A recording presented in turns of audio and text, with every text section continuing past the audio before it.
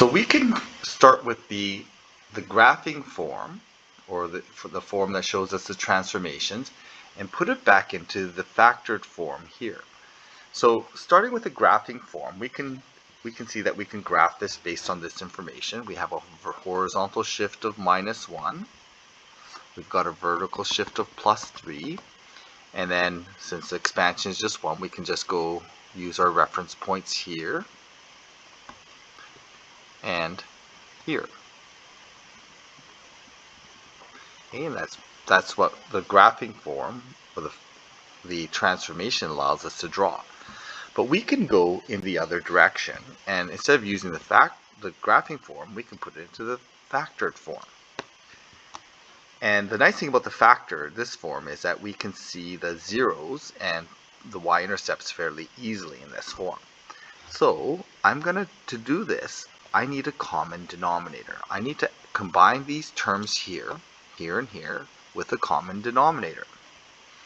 So I end up with 1 over x plus 1 plus, so the common denominator is going to be x plus 1, so I need x plus 1, x plus 1.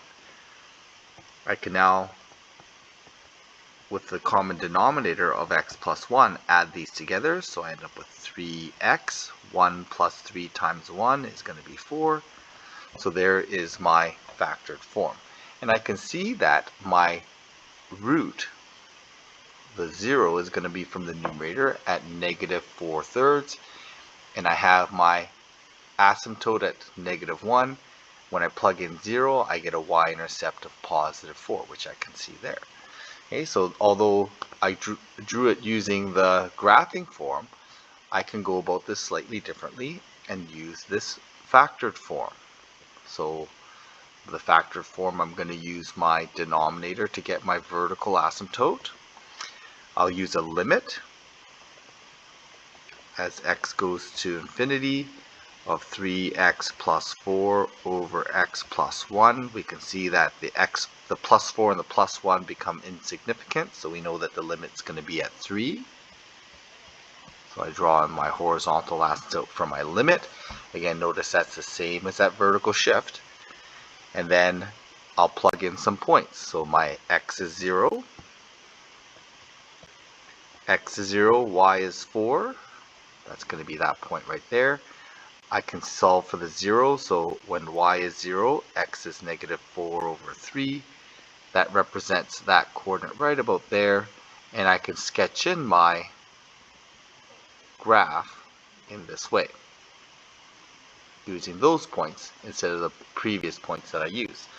So again, these are just alternative ways of dealing with the same problem. This is from a transformation perspective. This is from the previous rational functions perspective.